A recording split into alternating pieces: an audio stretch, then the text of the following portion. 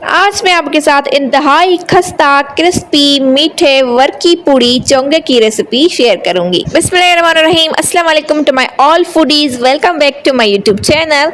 मुहर्रम में अक्सर हमारे घरों में चोंगे पकते हैं, वर्की पूड़ी बनती है। तो आज मैं आपके साथ थोड़ी सी डिफरेंट स्टाइल में लच्छेदार वर्की पूड़ी चोंगे की रेसिपी शेयर करूंगी। तो बिस्मिल्लाह पढ़ते हैं और रेसिपी की तरफ चलते हैं। So let's get started. तो चोंगे बनाने के लिए फ़र्स्ट ऑफ ऑल हमें चाहिए फ़ाइन आटा। तो यहाँ पे मैंने फ़ाइन आटा ले लिया है 2 कप के करीब। ठीक है, आपने 2 कप फ़ाइन आटा लेना है। आप चाहें तो मैदे से भी बना सकते हैं, पर ये आटा यूज़ करेंगे तो ज़्यादा बेहतर रहेगा। आप किसी भी ग्रोसरी शॉप पे चले जाएं और उनसे कहें कि हमें लच्छेदार पराठों वाला आटा चाहिए, तो आपको ईज़िली वो दे देंगे। या फिर आप उनको कह सकते हैं कि हमें वाइट आटा चाहिए, सफ़ेद आटा। ठीक है, और इसमें हम थोड़ा सा डाल देंगे नमक, तकरीबन 2 पिंच के करीब। अब हम इसमें शामिल करेंगे 4 टीस्पून भरकर घी।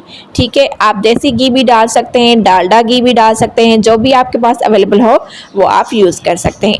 पर याद रखिएगा घी ही ऐड कीजिएगा, इससे हमारे चोंगे अंदर तक क्रिस्पी बनेंगे। ठीक है, अब हम इसको अच्छे तरीके से कर देंगे मिक्स, ताकि घी और आटा अच्छे तरीके से आपस में मिक्स हो जाए। इसी दौरान अगर आप मेरे चैनल पे नए हैं तो जनाब जल्दी से मेरे चैनल को सब्सक्राइब कर दें और साथ में दिए गए बेल आइकन को कर दें प्रेस, क्योंकि आपको मिलने वाली है मेरे चैनल पर मज़ीद मज़े की रेसिपीज़। तो बिना किसी देर के जल्दी से मेरे चैनल को सब्सक्राइब कर दें। घी को अच्छे तरीके से मिक्स करने के बाद आप इस तरीके से देख करके देखिएगा, अगर मुट्ठी बन रही है तो आपकी डो बिल्कुल परफेक्ट जा रही है। अगर ऐसी ना बने तो आपने क्या करना है, 1 टीस्पून घी का और शामिल कर देना है। चलें जी, अब हम इसमें थोड़ा थोड़ा सा वाटर ऐड करते जाएंगे और इसकी अच्छी सी डो लगा लेंगे, जैसे हम रोटियों की लगाते हैं सिंपल वैसे ही। ठीक है, तो अल्हम्दुलिल्लाह हमारी डो बिल्कुल रेडी हो चुकी है। अब हम इसको थोड़ा सा घी लगाएंगे ऊपर से और तकरीबन 10 से 15 मिनट के लिए रेस्ट पे रख देंगे। तो डो को रखे हुए 10 मिनट गुजर चुके हैं और डो हमारी अच्छे तरीके से सेट हो चुकी है। बाउल में से इसको थोड़ा सा निकाल लेंगे और इसके पेड़े तैयार कर लेंगे। ठीक है, डो को हम इस तरीके से लंबाई में बेल लेंगे ताकि पेड़े हमारे बिल्कुल इक्वल साइज़ के बने। अब हम इसको बीचों बीच कट लगा लेंगे। अब हम इसको थोड़ा सा साइड पे कर देंगे और एक को हम इस तरीके से उठाएंगे और अगेन हम इसको लंबाई में बेल लेंगे। अब हम इसके पेड़े कटिंग कर लेंगे ताकि हमारे पेड़े बिल्कुल इक्वल और एक ही साइज़ के बने, ताकि जब हम चोंगे की लेयर्स लगाएं तो हमें प्रॉब्लम ना हो। ठीक है, इस तरीके से छोटी छोटी टिप्स आपके साथ शेयर करती जाऊंगी, तो इसके लिए रेसिपी को पूरा देखिएगा, स्किप मत कीजिएगा। तो इस तरीके से जैसे हम रोटियों के पेड़े बनाते हैं बिल्कुल उसी तरीके से सारे पेड़े तैयार कर लेंगे। तो यहाँ पे मैंने सारे पेड़े तैयार कर लिए हैं। अब हम इसको अगेन कवर करेंगे और अगेन 10 मिनट के लिए इसको रेस्ट पे रख देंगे और उसी 10 मिनट में हम चोंगे के लिए मज़ेदार सी चाशनी तैयार कर लेंगे। तो यहाँ पे मैंने 1 कप शुगर ली है और 1 कप ही हम इसमें वाटर ऐड करेंगे। ठीक है, और इसको अच्छे तरीके से मिक्स करेंगे ताकि चीनी इसमें अच्छे तरीके से कैरेमलाइज हो जाए।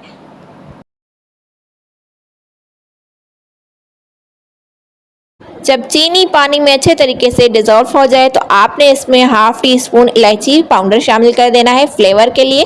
तो ये देखें हमारी चाशनी बिल्कुल गाढ़ी गाढ़ी सी हो चुकी है। हमने इसको एक दार दो तार कुछ भी नहीं करना, बस जैसे ही ये गाढ़ी होना स्टार्ट होगी तो हम फ्लेम को ऑफ कर देंगे और हमारी चाशनी बिल्कुल तैयार हो जाएगी। मैं आपको चेक करवाती हूँ, ये देखें ये चिपचिपी सी हो चुकी है। अगर मैं आपको टाइमिंग बताऊं तो अराउंड 5 से 6 मिनट तक हमारी चाशनी बिल्कुल रेडी हो जाएगी। तो तकरीबन 5-6 मिनट बाद हमारी चाशनी बिल्कुल रेडी हो चुकी है। आप देख सकते हैं कि स्पून के साथ इस तरीके से लेयर सी चिपक गई है। ठीक है, मतलब कि हमारी चाशनी बिल्कुल रेडी हो चुकी है। चले फ्लेम को ऑफ कर देते हैं और इसको साइड पे रख देते हैं। चलते हैं डो की तरफ। तो यहाँ पे हमारे पेड़े अच्छे तरीके से राइस हो चुके हैं, सेट हो चुके हैं। तो इसमें से एक पेड़ा उठाएंगे और उसको हम बेल लेंगे, बाकियों को हम कवर करके रख देंगे। ठीक है, तो जैसे हम रोटी बेलते हैं सिंपल, आपने उसी तरीके से इसकी रोटी तैयार कर लेनी है। थोड़ा सा ड्राई मैदा इस तरीके से इसके ऊपर डस्ट कर लेंगे और इसको अच्छे तरीके से रोलिंग पेन की हेल्प से इस तरीके से रोटी की शेप दे देंगे।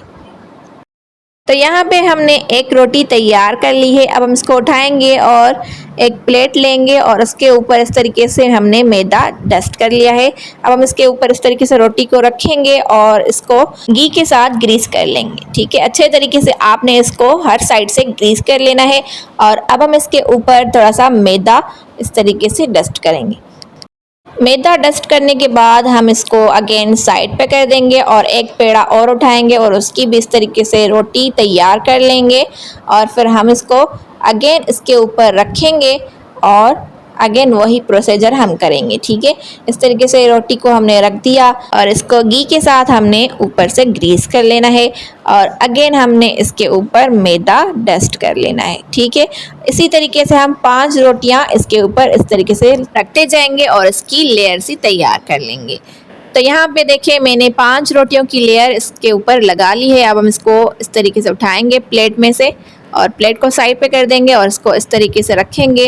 रोलिंग पिन की हेल्प से थोड़ा सा हम इसको अगेन लंबाई में बेल लेंगे, थोड़ा सा ही, जस्ट ज़्यादा नहीं करना और ना ही ज़्यादा आपने इसको प्रेशर देना है। ठीक है, अब हम इसको टाइटली इस तरीके से रोल करते जाएंगे।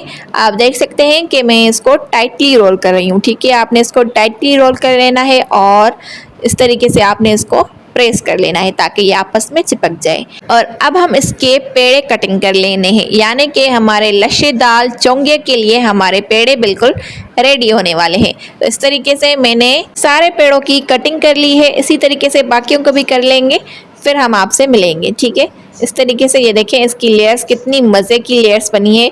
इसी तरीके से बाकियों को भी कर देंगे। थोड़ा सा इसको इस तरीके से प्रेस कर लेंगे ताकि पेड़ा हमारा इस तरीके से शेप में आ जाए।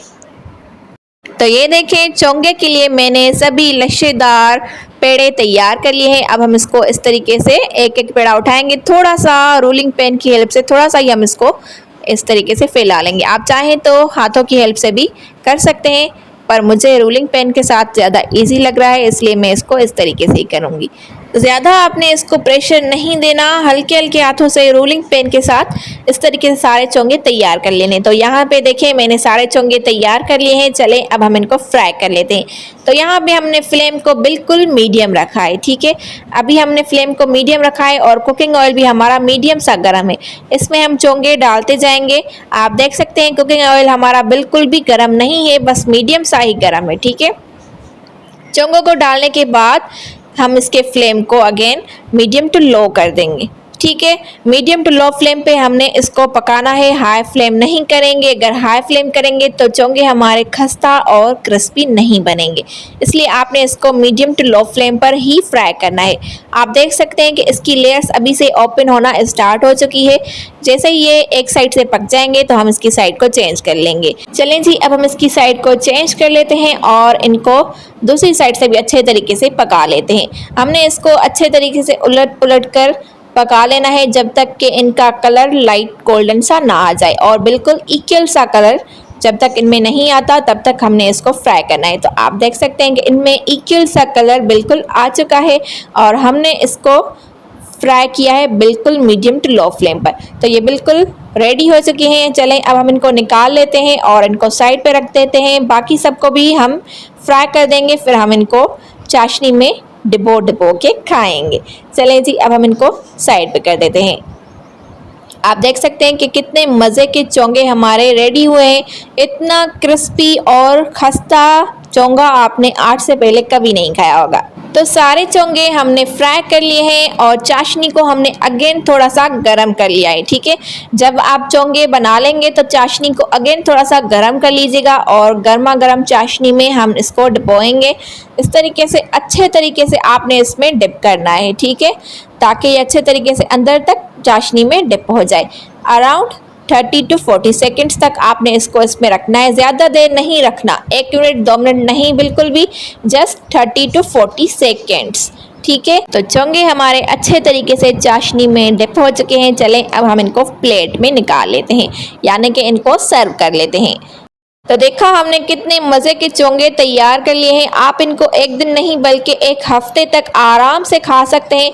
ये बिल्कुल क्रिस्पी, क्रंची और खस्ता रहेंगे, बिल्कुल भी नरम नहीं पड़ेंगे। अब हम इसके ऊपर इस तरीके से कोकोनट पाउडर में इस तरीके से स्प्रिंकल कर दूंगी और ड्राई फ्रूट आपके पास जो भी अवेलेबल हो वो भी आप इसके ऊपर डाल सकते हैं। मैं यहाँ पर इसके ऊपर बादाम डाल दूंगी, ठीक है। तो आप इसको गर्मा गर्म भी सर्व कर सकते हैं, और आप चाहें तो इसको बनाकर जब ये अच्छे तरीके से ठंडे हो जाएंगे तो आप इसको फ्रिज में रख दें। तकरीबन हफ्ते तक आप इसको आराम से खा सकते हैं। टी टाइम पे, नाश्ते पर, चाय के साथ आप इसको सर्व करेंगे, यकीन जाने आपको इतने पसंद आएंगे कि बस मैं क्या ही बताऊं, मैं अपने अल्फाजों में नहीं बता सकती। आप इसको ट्राई कीजिएगा, फिर आप मुझे कमेंट में ज़रूर बताइएगा कि आपको ये रेसिपी कैसी लगी। ये मुहर्रम स्पेशल रेसिपी है, मैंने आपके साथ शेयर कर ली है। मुहर्रम में इसको खास बनाया जाता है, तो आप इस रेसिपी को ज़रूर ट्राई कीजिएगा। तो ये थी आज की मज़ेदार सी रेसिपी। आई होप कि आज की रेसिपी आप सबको बहुत पसंद आई होगी। If you like it so don't forget to like, share and subscribe and click on the bell icon so you can not miss any of my recipe. इसी के साथ मुझे दीजिएगा इजाज़त, फिर मिलेंगे एक न्यू रेसिपी के साथ। तब तक के लिए अपना बहुत सारा ख्याल रखिएगा और मुझे अपनी दुआओं में याद रखिएगा। हमेशा हंसते मुस्कुराते और मेरे रेसिपीज़ को लाइक करते रहें। बाय बाय, अल्लाह हाफिज़, thanks for watching, take care, subscribe for more recipes. Love you all.